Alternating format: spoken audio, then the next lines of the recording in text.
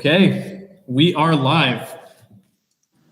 So I'd like to thank, well, first of all, I'd like to thank all of you for coming. I know it's a little bit crazy now with coronavirus. And of course, we're all spread out kind of across the world here. So it's a little bit of a challenge to get everything synced up. Unfortunately, Sophie wasn't able to attend.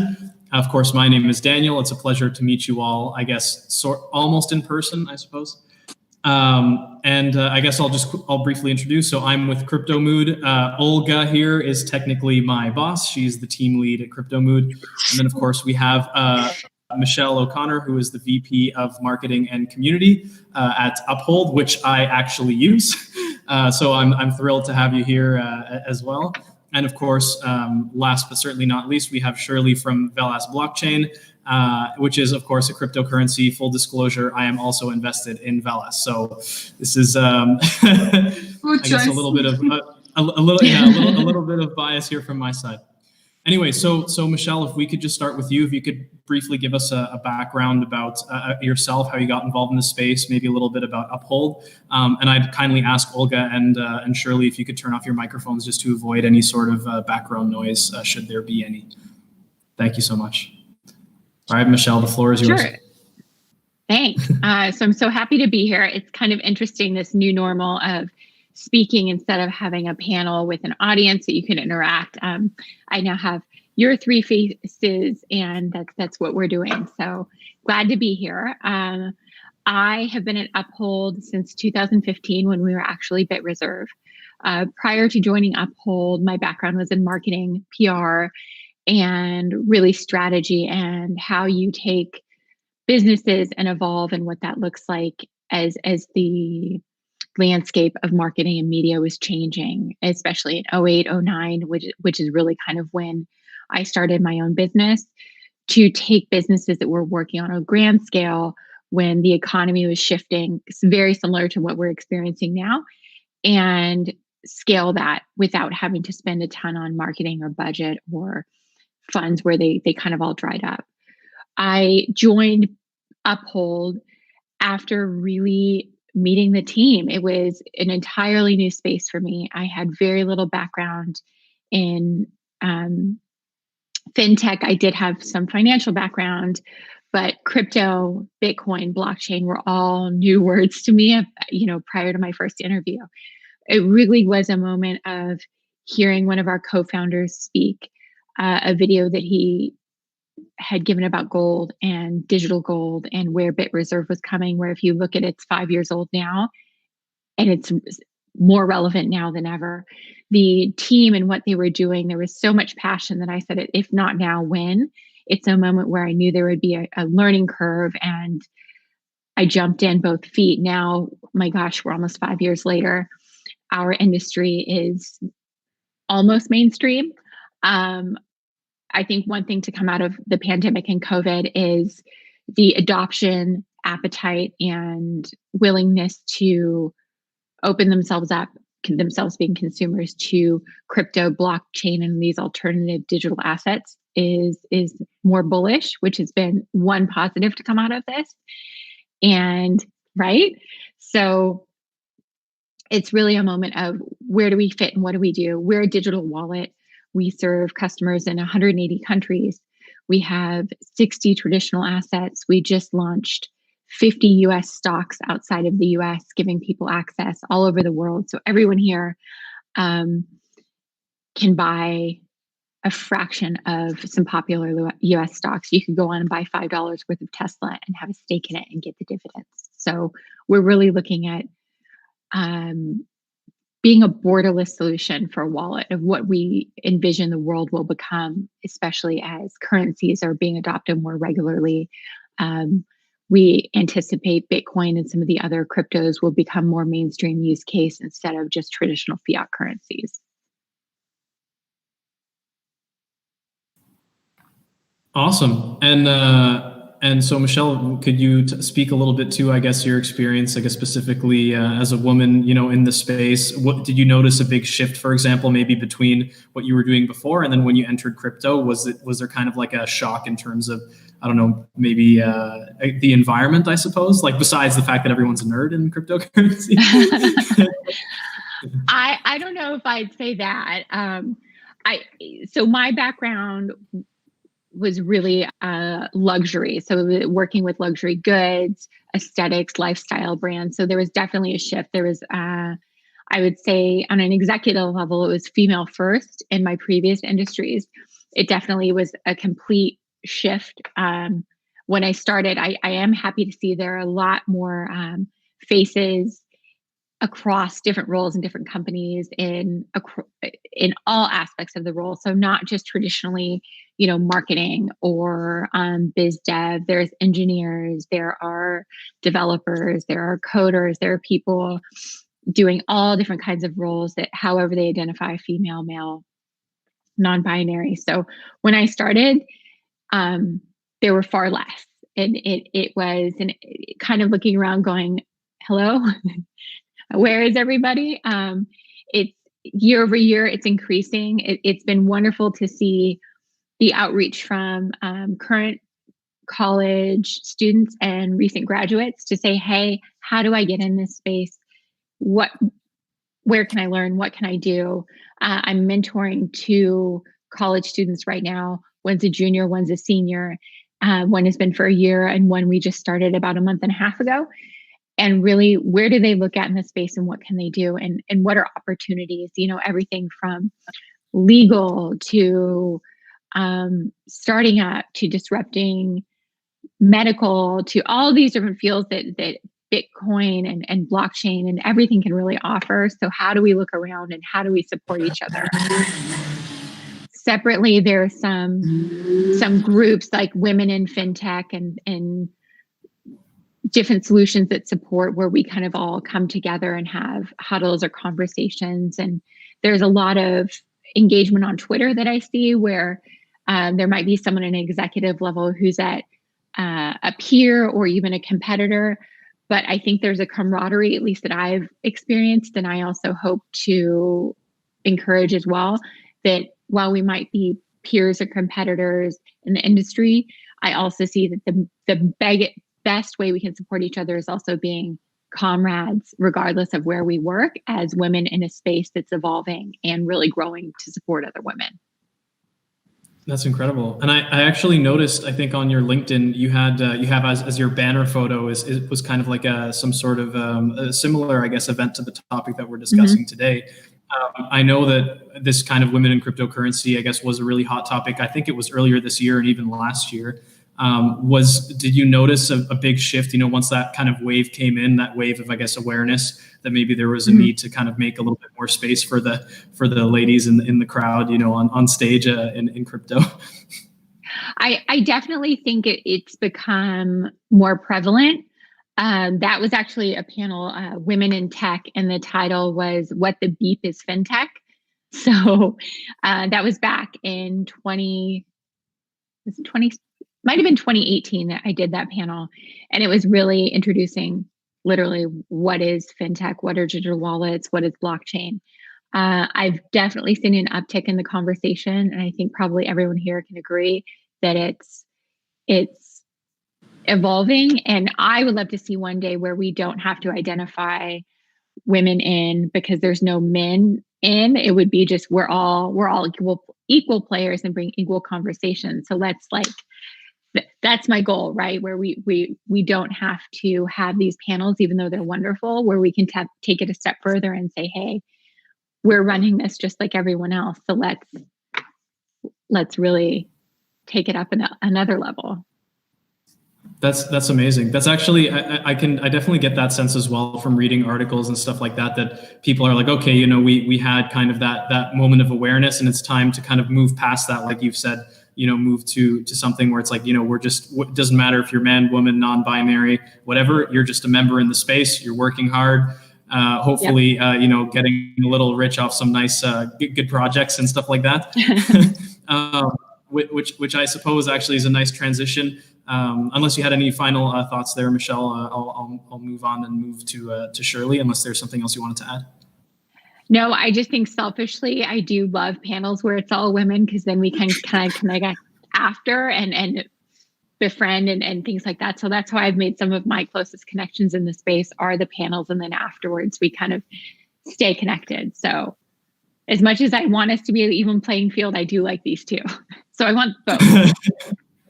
Yeah. Of Not course. to make it That's challenging. understandable. Yeah.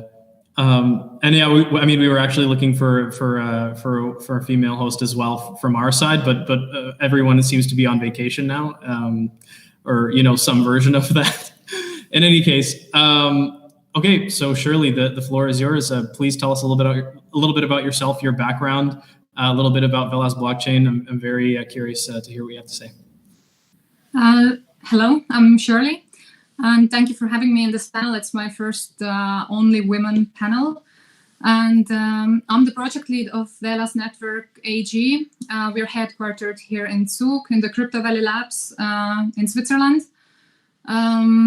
So Velas is the world's first and only artificial intuition empowered blockchain ecosystem and consensus protocol.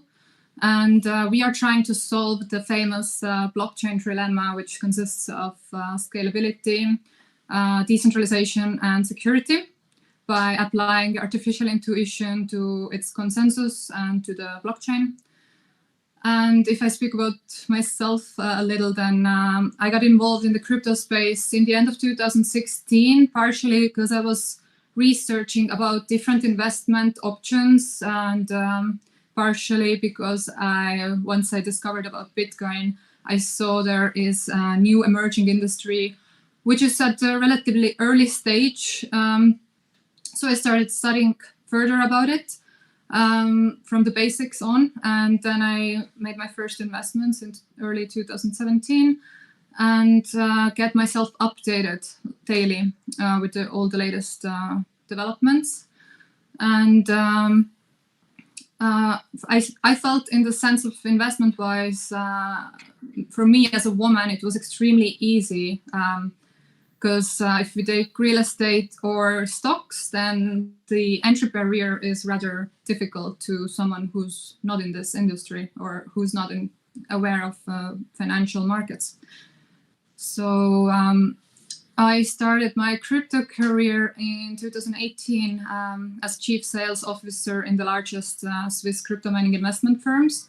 And there I gained practical skills about necessary legislation, about conducting a fundraise, crypto marketing, as it's more specific from a traditional marketing, and also about even how to set up mining rigs. And now, over a year, I've been project lead for Velas, and it has been an amazing journey. The growth has been tremendous. Our team has grown over 10 times. We have offices in America, in Asia, China, Kiev, Moscow, and part of our research team for the AI is the Moscow Institute of AI, who is also the advisor for the Russian Federation. And we have great partnerships with one of the projects called Mind.ai. They're based in South Korea, who is building on Velas mainnet. And we have already visible products, Velas multi-currency wallets, which can be accessed through our website, velas.com.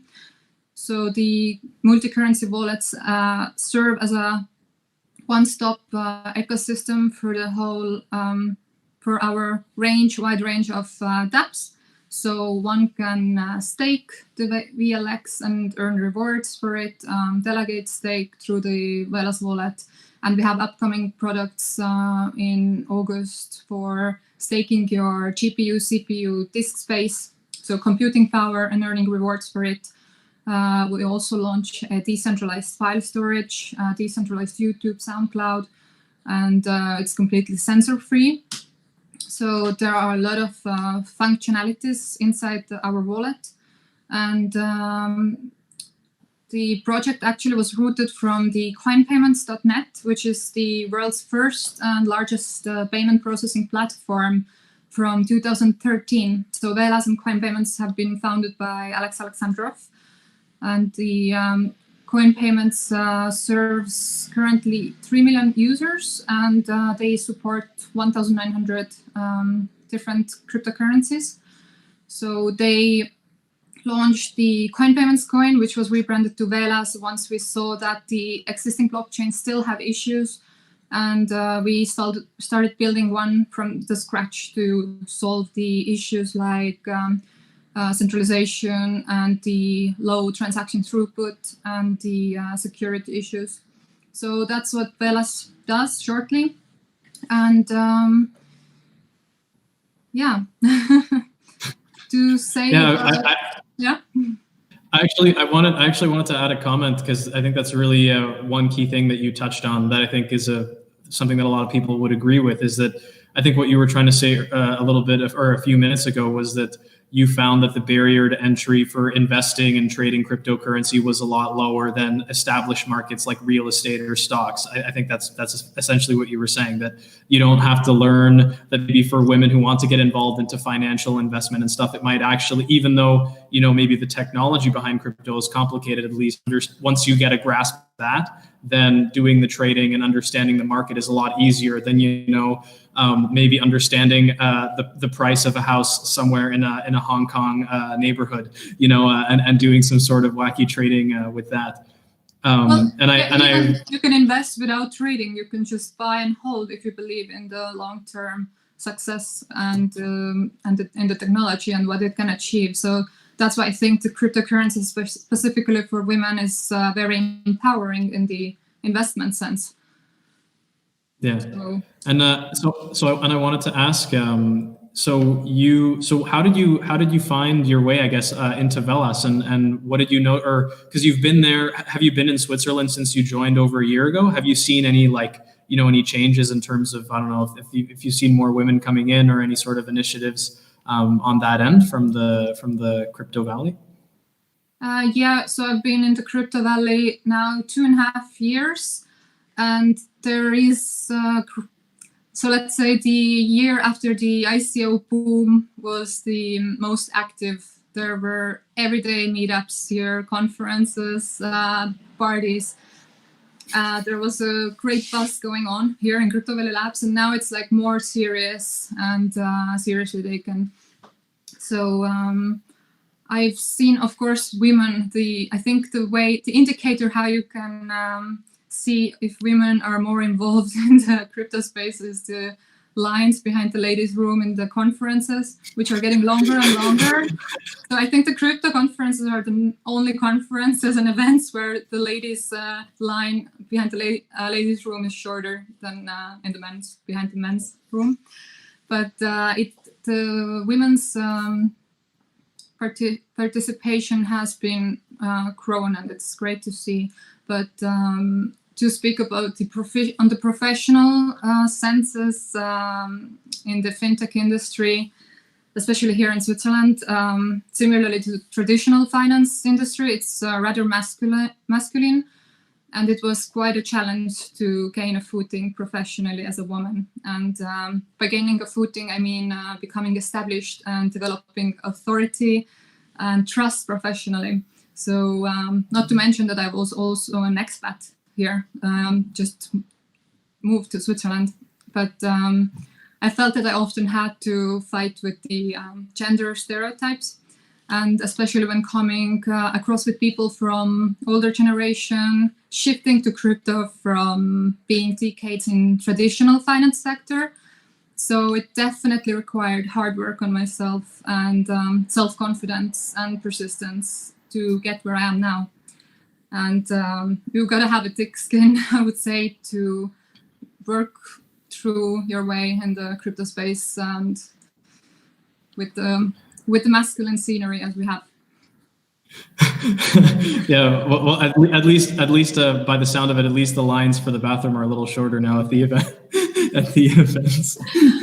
But in any case, okay, Shirley, thank you so much for sharing. So I guess now we can move on to Olga, unless you had some other, final thoughts before, or no? Okay, perfect. So please just turn off your microphone, and then Olga will begin. So Olga, of course, you're my boss. I know a few things about you, but I mean, I honestly don't know that many details. Please give us a little bit of information about your background, how you got involved in crypto, what you were doing before that, and I guess, and a little bit, of course, about CryptoMood, the company that we both work for there. Well, first of all, Daniel, thank you very much for having me in this panel. It was like entirely your project. I just gave you the topic. And actually, my name is Olga, and I'm the team lead of AI-powered tool, CryptoMood, that analyzes the market fundamentals and does blockchain analysis for enhanced trading decisions. And I've been in the crypto industry since 2013. Those days I worked in the international money transfer company. And basically I bought my first Bitcoin to please my boss.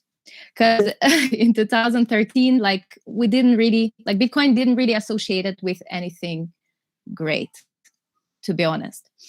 And but we were already onboarding the crypto exchanges. We had like around 6 of them, and it was running without marketing. I was the CMO. We were running without marketing because we didn't want to ruin our relationships with the banks. And then one evening, I called my boss. I needed him to approve something. Either it was an article or invoice. I don't really remember. And I said, okay, I messaged him 7 p.m. saying, hey, if you're going to approve it today, I will be very grateful, and I even buy a Bitcoin. It was for the price of about 100. So he did what I asked him to. And this is how I actually entered the crypto space. Well, actually, to be honest, I was really, really happy. I didn't really miss the absence of the female in the industry. I really like that there is no female in the industry. And as my best friend usually says, in this industry, you really need to be slightly single. So I really like that, being surrounded by men, I never felt undervalued, holding intelligent conversations with them. So it was pretty, I really enjoyed that. So, but then it started to change a little bit. I would say from 2015, there were around 5% of us in the industry. So exactly as Shirly said, the queue to the restroom wasn't really existing, the female one. And then things started to change, I would say, in 2019, second quarter of 2019, when we've seen a lot of female hires in legendary companies, Binance US, then Bobby Global, founder of Tesla. Companies just started to hire female. And I think it could have been even maybe the policy, because as you guys probably know, Cointelegraph published this amazing, fantastic research provided by Grayscale Fund, and it basically says that 43% of the investors in crypto are actually female. Which I think will really affect the industry as it is now, and there will be just more and more people. But we really started to spot this trend maybe even earlier, because as you know, Czech Republic, my motherland, is one of the most leading countries in terms of crypto adoption. And Prague is the second most crypto-friendly city in the world, following Ljubljana, Slovenia, the motherland of Bitstamp. So we started to spot this trend maybe even in 2018. I was working in a crypto exchange, UK registered crypto exchange. And basically those days, we started to onboard more and more people, from the Czech Republic, because it was Czech exchange, registered in the UK. It happens in the crypto space. So basically, a lot of ladies were joining, and our support team was dealing with customer inquiries, like changing the maiden name. So very, very girly things, I would say. And our CEO just came up with the idea, okay, maybe we need to try to target that audience. We ran a few campaigns solely targeting the ladies, was pretty successful. Then as CryptoMood is basically fetching everything interesting that is going on in the crypto space, we couldn't have passed by this trend. And I asked our data mining team to do a little research. I present my screen Wait, hold on. You are, wait. And basically, guys went through the thing happening. Wait, the things that are happening. Let me just, yeah, okay, fine. Yeah, so basically, we definitely experienced the women in crypto media buzz. So within May and June 2020, it was published, like the articles being published about this topic were actually even there were even more articles published about women in crypto topic than within the entire 2019, let's say. And those articles are really talking positive. Then we went even deeper and we decided to have a look at the influencers from the crypto space, like female influencers being active. Here is the list. Well, we don't have Michelle and Shirley so far here, but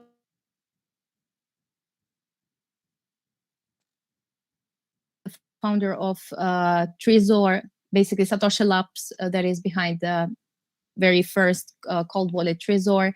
Then we have the Bitcoin enthusiasts. We have the VC of Consensus, basically.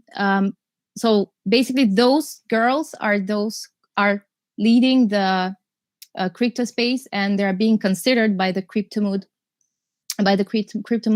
data mining engine as the top influencers in the market so far. So we decided to went even further, even deeper, and we analyzed how their tweets are affecting the BTC price. Well, either it is good or bad news, but female, like when female are talking positively about BTC, they are not really affecting the price. This is clearly seen from this graph. But the interesting tendency is that once they speak negatively, we can see the drop of the price a bit later. So basically, the market closes with the low. We will leave a little so people who will be following CryptoMood might see research coming out of this from this data. And we definitely see that there are more and more girls joining the crypto industry. Either they are making career in the crypto companies or also investing. And I believe that they might be like 3 factors. So those 5% of the women in crypto who joined like early, and there were 5%, they were doing marketing jobs. I think it might be their natural career path involvement, because you usually switch from marketing to either C-level jobs or product ownership positions. Then definitely, as the women in tech movement is growing, a lot of girls are joining, because blockchain is a technology, and now there is equal access to tech education. And that's also might be like the retail investors are joining simply because they might be disappointed with the traditional financial instruments and investment tools. We obviously don't like our governments printing out the money, so we decide to invest widely. Well, other interesting point. So as we talk about how it can actually benefit to the industry, I would say that this is definitely a sign of adoption, because without the mass adoption, without women joining crypto industry, there is no mass adoption. And it will definitely change the crypto, like how crypto companies are communicating. Because in 2018, when I worked in the exchange, we had really masculine communication. So we expect that there might be fewer football cups sponsored. And the greatest thing about women joining in crypto is that it makes the industry more diverse. And it's not like it's not only about the different genders we need here, but it's also about different backgrounds, different experience, different mindsets. So this is definitely a good sign that girls are joining. And yeah, the girls are joining, and I'm really happy to see this progress within a few years being in the industry. Wow. Okay. I don't even have to ask anymore. You covered basically everything there, Olga. You cut out a little bit, but I think we all kind of caught what you were getting at. And we heard that there's some interesting trends between how women are tweeting in the price of Bitcoin. Unless you had anything else to add, actually, maybe we can start jumping into a few questions since we have a little bit of extra time here. We actually did get a couple. Unless you had anything to close off with there, Olga. I have a question for Michelle. As we have similar backgrounds and we are both marketing girls.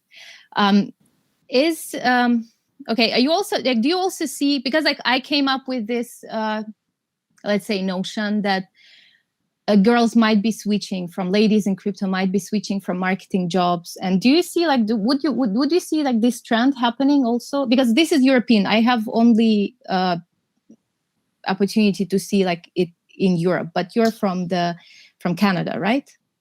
No, from the United States. Sorry? Yeah.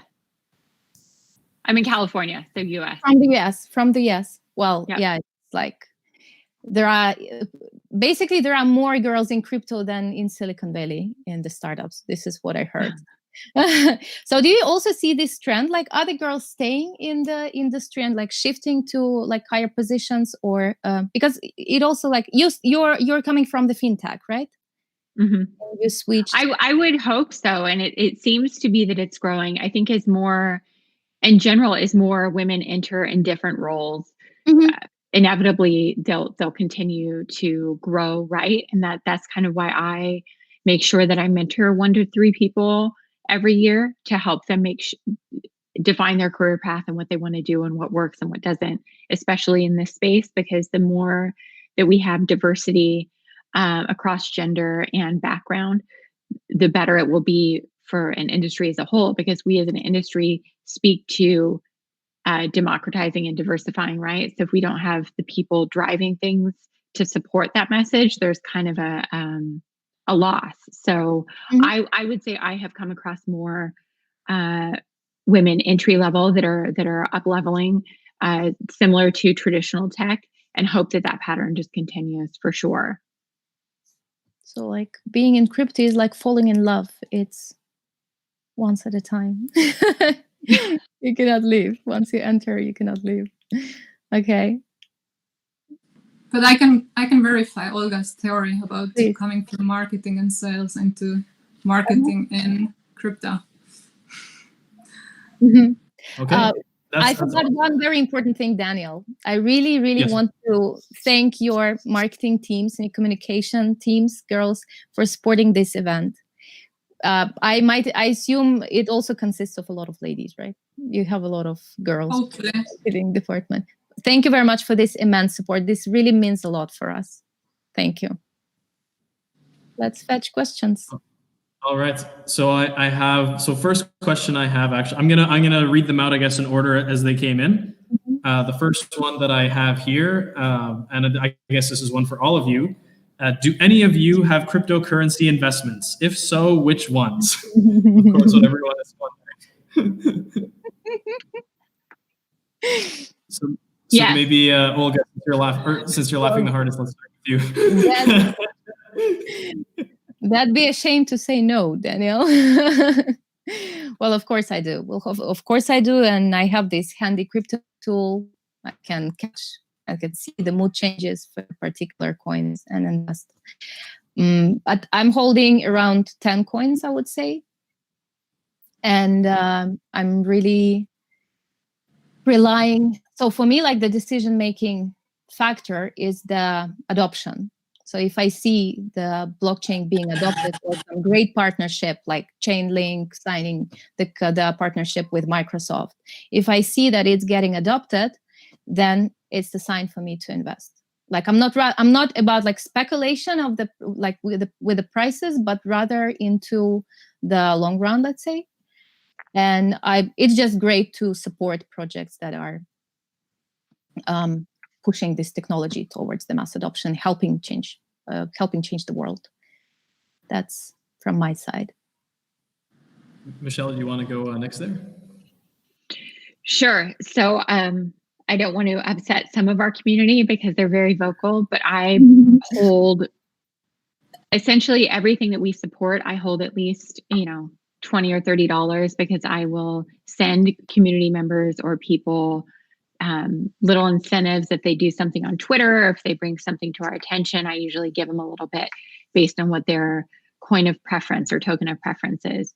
Since we have partners with Coil and Brave and a few other basically web monetization platforms, talking to the mainstream adoption, that's where I see the future being, and where the kind of jumping the rails to broadening use.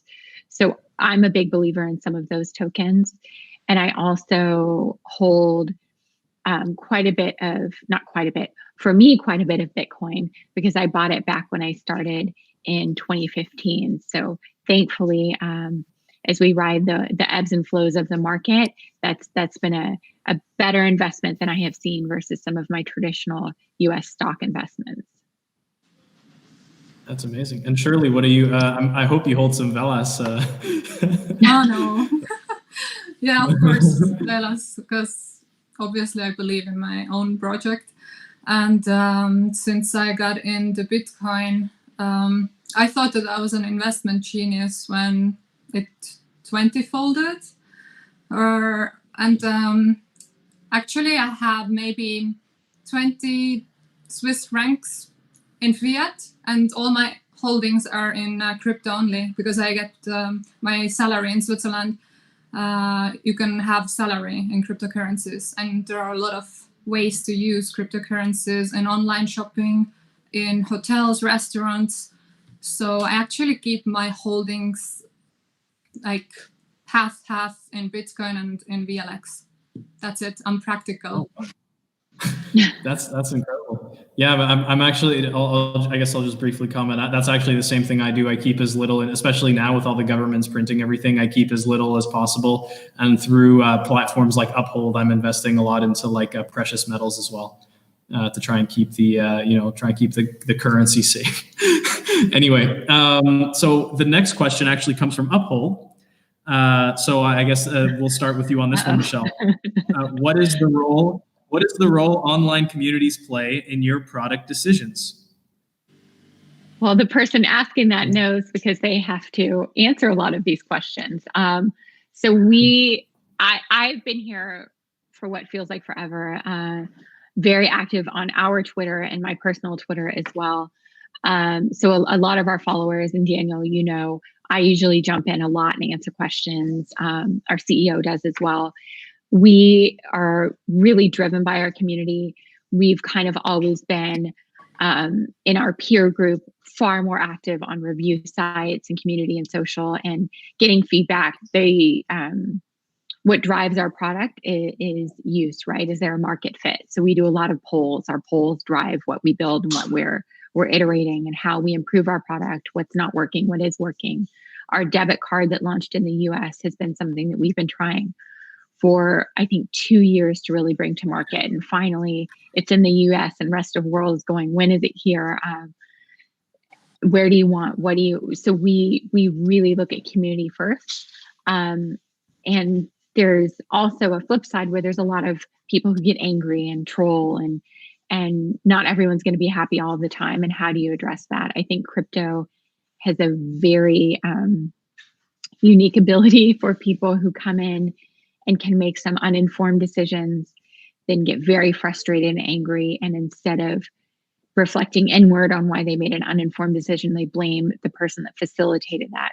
So there's a lot of education that we do, and trying to make sure that as much as we hope things will jump mainstream and become a broader use case, the speculation side of things should always be done cautiously and with intent.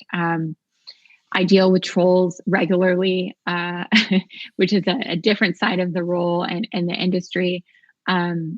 We spend a lot of time on Reddit. My COO and I were talking quite a bit over this weekend and over the 4th of July holiday weekend, because there were some threads that were very interesting and colorful, to say the least. Unfortunately, a lot of that are people who we see a side of, fraudsters and people who are unfortunately bad actors are part of this industry, as with anywhere else. We work hard to root those out, to not let their negative impact the rest of our users. So that's kind of always a juggling game of how do we keep the community happy and positive while also addressing the issue of kind of the bad actors in the room. So that's something we continually work on. I'm not saying we've perfected it by any means, but as we scale and grow, we're continuing to improve that. And through partners like Coil and Brave and those other exposures where it's really, our growth is 10 to 12x month over month. So as we grow my team has growing pains, how we find hours in the day to address it. Yeah, I can imagine. I know that even for us, just to briefly mention, in CryptoMood, we had a channel on Telegram that was basically taken over by a bunch of, well, not trolls, but bounty hunters, and it just got completely swamped, and it just became, for lack of a better term, a cesspool of not very nice things. So, yeah, and that's those are things that tend to happen. And I actually wanted to ask Shirly, because I know when you guys started tweeting about this event, you guys must have a really passionate community as well, because I saw all these accounts named like Velas fan #1 or these sorts of account names, or it just I was almost thinking like, is this another? There was just so many of these Velas accounts that were retweeting. So you must have, I guess, a really big fan base, and I'm curious as to how you developed it and what your experiences have been, as Michelle said, dealing with the trolls occasionally that come in and try and mess things up. Well, we're piggybacking on the coin payment success on the Velas fan club, which, as Velas is like a native coin on the coin payments platform, providing discounts there eventually, and rooted from coin payments, and they have like 3 million user base. So they kind of shifted to Velas project, and these fan groups, they emerged overnight out of nowhere and it is amazing. And we have actually, what we have done on our own side is creating localized communities so that we would be supported and communicated in different languages and all over the world. So from each community has emerged a new fan base. So it's kind of naturally, autonomously emerged. And we also, from time to time, incentivize them with some fun games or quizzes or AMAs, and then give away a bit of VLX. And this is how you keep them incentivized. Also, they see the success. We communicate with them daily, and we listen to them, and we announce every day. We announce like several product developments, research, new research details. So we keep it very constant, and we have like 24/7 communication going on. So I'm covering the European time zone, then we have an Asian marketing director covering the Asian time zone, US, and we're also often working simultaneously. So I think the communication is a key element on keeping your fan base happy and satisfied, and listening to them, and showing them actual results after you'll have listened to them. But yeah, a lot of the fan base has fortunately come, thank God, from the coin payments. So yeah. Yeah, I actually wanted to comment on that, and I know that, at least personally, maybe it's just my biased feed because I'm always clicking like on everything, but I see Velas and Uphold a lot in my feed. So I see that you guys are always engaging with your communities, which is oddly enough, I feel like I don't see that enough from a lot of projects, and even ones that are really promising. They don't seem to put in the time. They kind of keep everything behind closed doors, and it's like, give me a little bit of a fanfare, a little bit of excitement. So Olga, how about you? What's your experience been? With of course, I guess you can speak a little bit more about the takeover that happened there in CryptoMood. I think I'm gonna pass on that. But I mean, just summarizing, if the communities wouldn't be active, we wouldn't simply have social sentiment indicators. So your communities and the great communities around the coins are basically our gasoline. Like, this is what powers up our AI powered sentiment feed.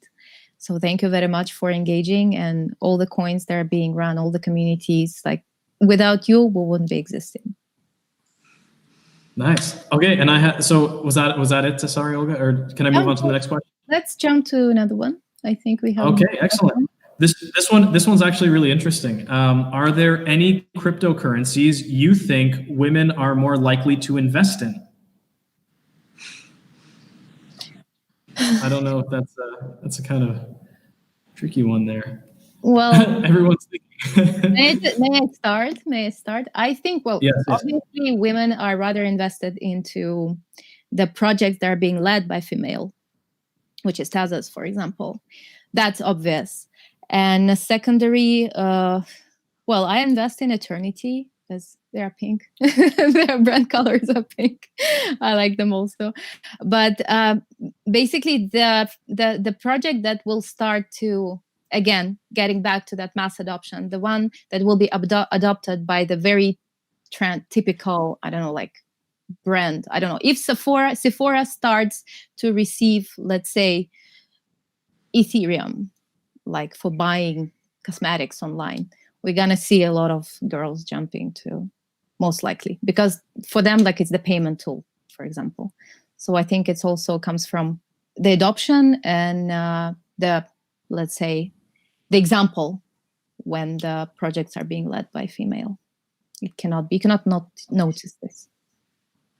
That's from my side. Any opinions, Shirley or Michelle? Any ideas? Anything? Yeah, I think it's maybe utility driven. If it's coin represents a utility most of the times if it's an utility token, and if it's utility exactly on Sephora, if they create their own coin, then I'm sure 99% will be women. But right now, I don't think women choose specifically a project which is led by women as an investment. But I haven't done a research, so. I have a interesting kind of side. So I have 2 kids, and so mom blogs are kind of part of my world that I never thought I would admit. Similar to being in crypto, right? It's kind of a few years ago, I would have been like, what? No, but anyway, 2 kids later, here I am. Part of web monetization, mom bloggers drive, I think it was $2 or $3 billion worth of consumer products a year. So their thought lead and sentiment is massive. So looking at XRP and BAT and a few of the other tokens that are native on these web monetization platforms are where I think there will probably be, at least in my opinion, a large group of women that fall into that bucket, because they're it's an inherent adoption, right? You're going to go, you're going to incentivize, you're going to get paid, you're going to get tipped, etc. You're going to get paid for watching ads on the blog that you're going to. So that kind of ecosystem makes sense. And then separately, I definitely personally will spend more time looking at a project if it's led by a woman, because I know that they've had to have a little bit more grit and tenacity than most to get to where they are. So if they have that, they're obviously passionate about what they're doing, and spending a little bit more time kind of getting to know what their project is leading is, I think, kind of what drives. And then hopefully just mainstream adoption. So it's not one, it's the ones that really show promise and use. Yeah, I think that's a really fair point. I mean, for me personally, I guess just a caveat, same thing. And Olga had mentioned, and what's interesting is among all of you is you seem to be very aware of like the use case type of side of it, where you're looking, at things like basic attention token, other sorts of basically cryptocurrencies that will actually be used, even though they're only worth a few cents now. You could argue that it's only a matter of time with these projects, or especially with basic attention token as part of a bigger ecosystem, that it's something that could become very valuable in the future. Could being, of course, the key word there. So the one thing I will mention here is actually really, let me just try and find it. And sorry that I've been looking down. I've just been trying to pull these questions as I go. There was one here. Yes. I guess I'll just say it how he wrote it. Will the use of blockchain in verifying luxury brand items from sellers like Louis Vuitton, if I'm pronouncing that correctly, bring more exposure to crypto? Because of course there have been, if any of you are unfamiliar, there has been some news that some of these luxury brands are starting to use blockchain to protect against, like any sort of counterfeit or fake, luxury items, like from Louis Vuitton and other retailers. So do you think that's something that maybe women would say, oh, like what's blockchain? How is it protecting my purchase and whatever else is? I believe, may I please? That's a very interesting question. Really like that. I believe it would rather trigger the number of the blockchain startups, to be honest, because those people who are regularly buying Louis Vuitton will rather be maybe starting the new companies. Or I don't really think that it will explode increase the number of the women joining, but because like those who are buying Louis Vuitton already invested in crypto at the early stages and they already made.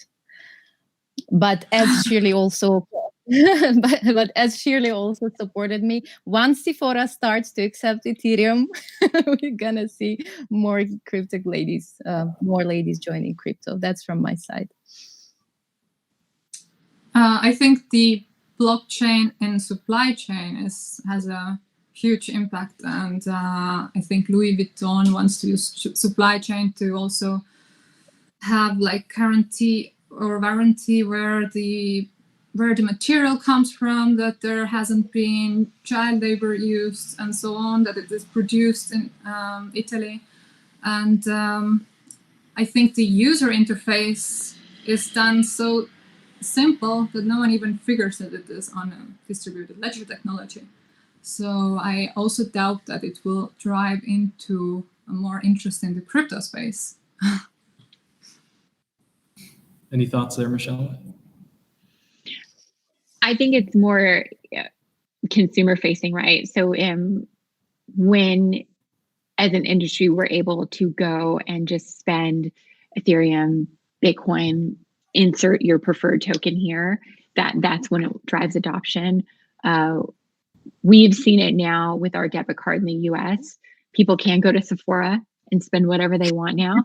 So that's cool. Like I have my Netflix and stuff actually on my BAT. So my BAT earnings pay my Netflix, which is pretty cool. So I don't think back end, the supply chain is wonderful. And I've seen some really cool, as well as with insurance and medical records. I don't think from a consumer's perspective, that's going to be the catalyst, but use and ability to go and spend to buy the things that we do day to day, that's what's going to be the pushover. I agree.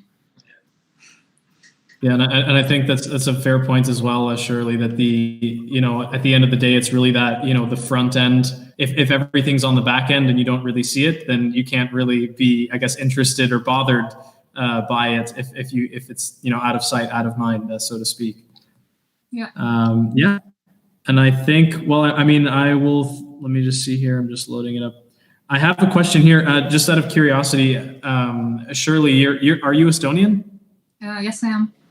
Yes. Okay. So here I have a question. Estonia is known to have a very tech-focused education. Are there any initiatives involving blockchain specifically that you know of? Well, I haven't been there now last 3 years, but when I went to high school, so we had e-school since 2005, no, earlier. The elections were on DLT 2005, and eSchool was when I was in my 6th grade. So actually, we're already then using the DLT system, and we didn't even realize it is DLT. So by now, 99% of public services are 24/7 accessible on blockchain. But the user interface, what I was speaking about, it is so easy. It is so user-friendly that no one has even a clue what it's built on. And this is driving for the mass adoption. But I think you have computer classes from 2nd grade already. And the whole digital technology and the development started after the Soviet Russia end, 1991. The government could basically start from a blank page, and we decided to go with the IT development. So the Skype was founded in Estonia, and the technology level and IT level is very high.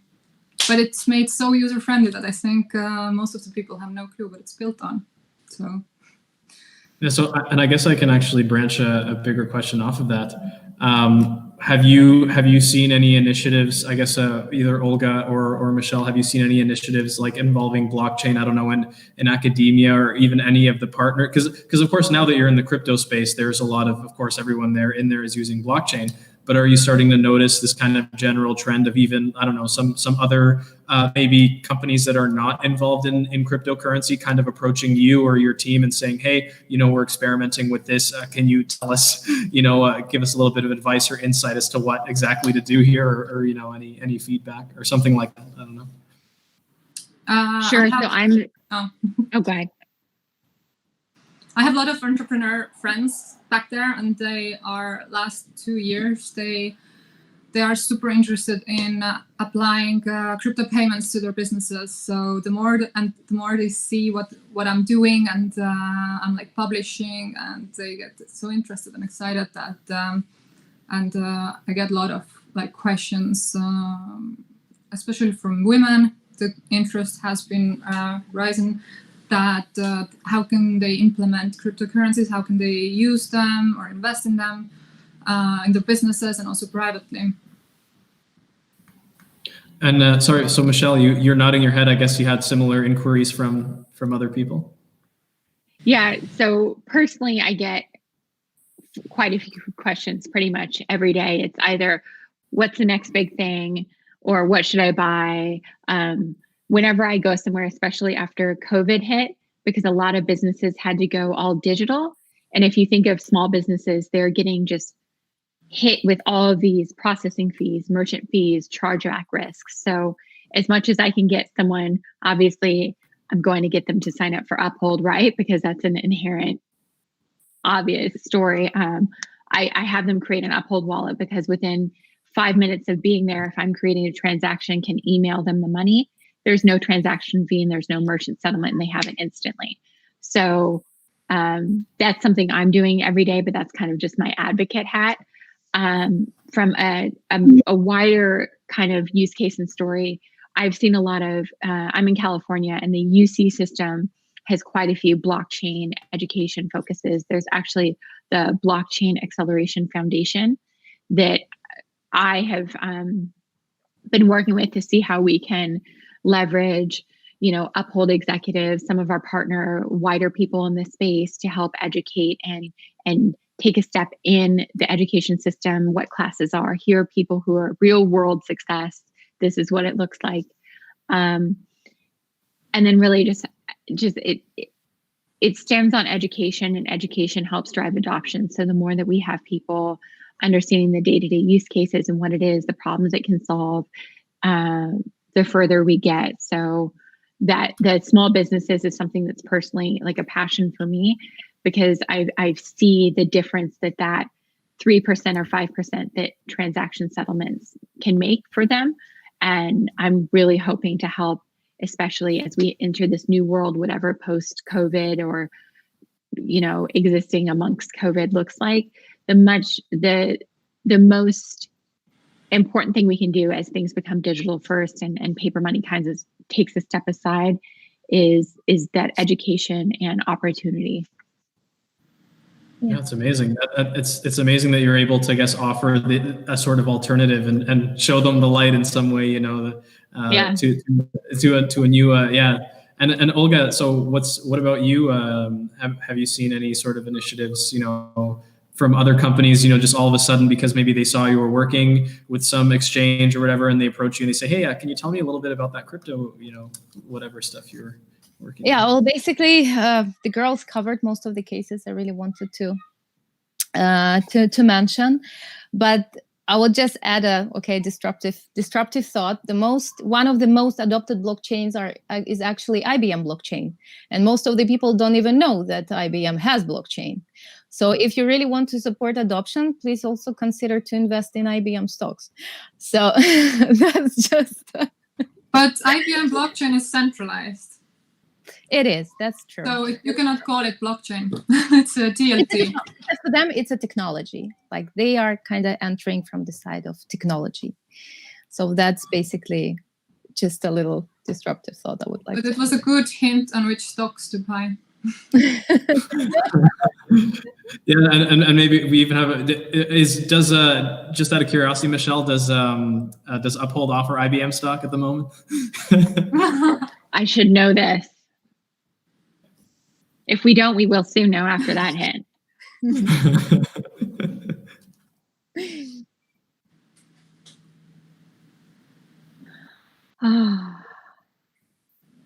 I should be pulling up. Hold that thought. I'm coming back. I know. I was going to say I should probably open up mine too and take a look. Open up my Uphold account. But and then I think after we could either wrap up, or I guess I personally had one more question, and I guess that would be all of your thoughts on how the coronavirus might impact cryptocurrency. But we'll I guess what we could do maybe in that case, we can begin. Shirley, if you have any. Oh, shaking your head. Nothing, Michelle? Oh no. All right, it's coming. It's coming. Okay, in that case, we can start. Shirley, what are your thoughts? What do you think? How do you think the coronavirus is going, I guess your views on, it's already kind of impacted cryptocurrency and legacy markets, but what do you think it'll do in the coming, especially with governments printing money and stuff that Olga had mentioned before? Do you think people will start moving towards cryptocurrency as a hedge, to protect their investments? Or? Yeah, definitely. People are moving from alternative investments to crypto more, and also in the efficiency wise, what I saw during the lockdown is that the decentralized team, all working remotely now, the efficiency rise 1,000% because people couldn't go anywhere, so all they had to do is work. And yeah, I mean, it's difficult to say because Switzerland was only under lockdown 2 months, and I'm anyways here in CryptoVilla Labs alone in my office. So I think in the sense of governments printing money, definitely people see more and more that there is no actual value behind the paper money. So the fact that Bitcoin is limited only to 21 million makes it something valuable. And yeah, definitely I see the shift to more into the alternative investments. And how about you there, Olga? What do you think? Coronavirus, crypto? Well, people definitely find the safe harbor in crypto for their investments. And we see even when it comes to media, we see the increase.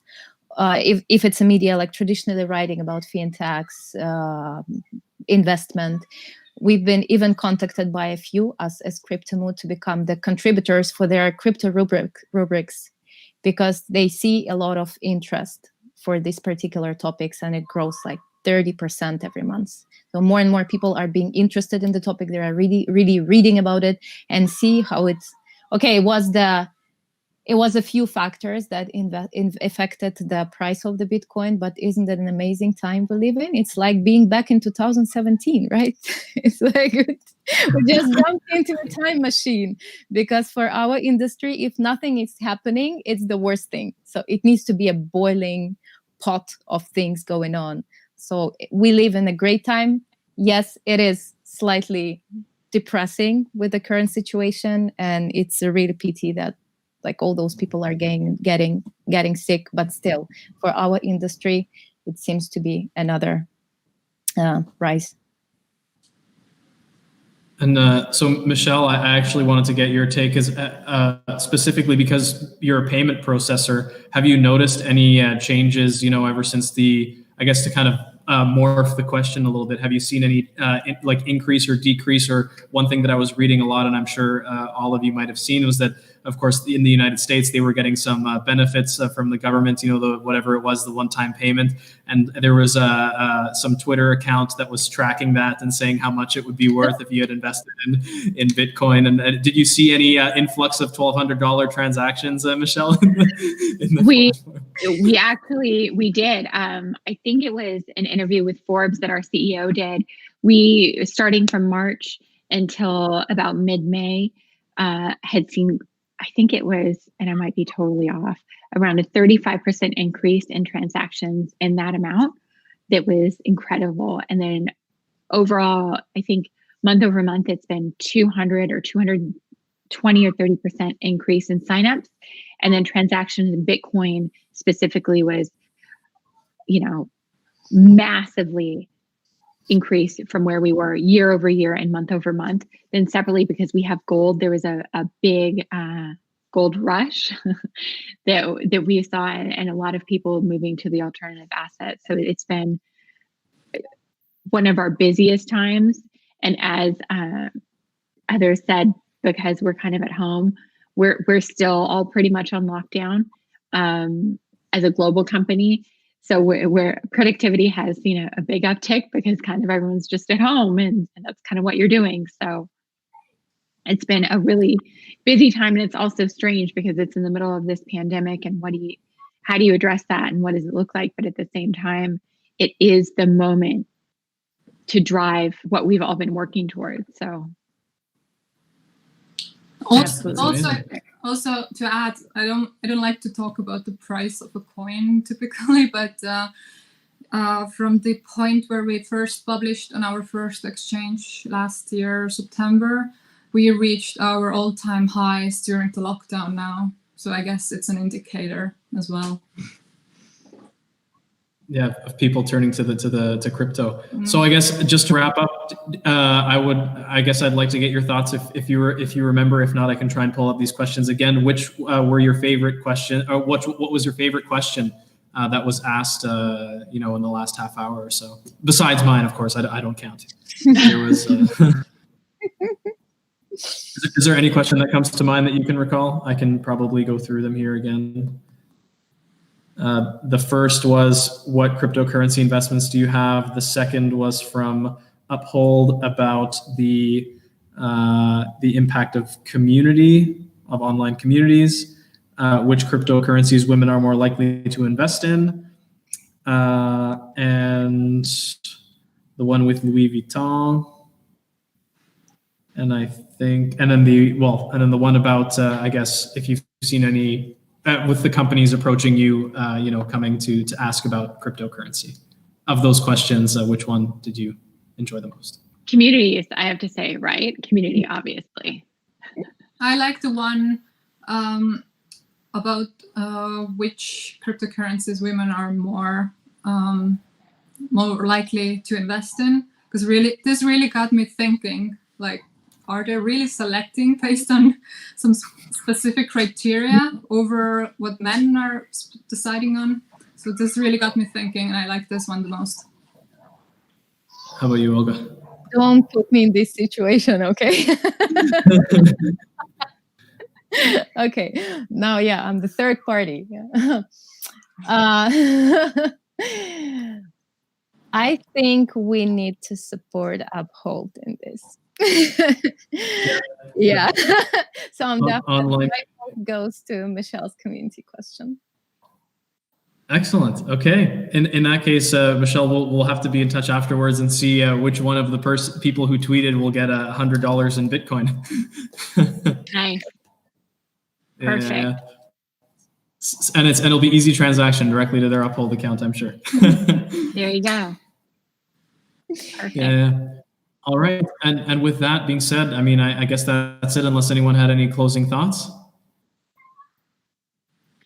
I think Thanks for having me. This has been we need great. to get the women in the in this industry to get the mass adoption. Really, I think women is the secret sauce of missing from the mass adoption. the secret sauce of mass adoption. Yes, I like that. Because women spend more in general. So that's also one of the reasons So- there are more women, I think, in the whole planet. more women, Yep. more crypto being spent, closer to solving the crypto paradox. Yes. Easy. Yeah, all they need to do is wait until the Uphold card comes to the rest of the world, and then everyone will be spending at Sephora. There we go.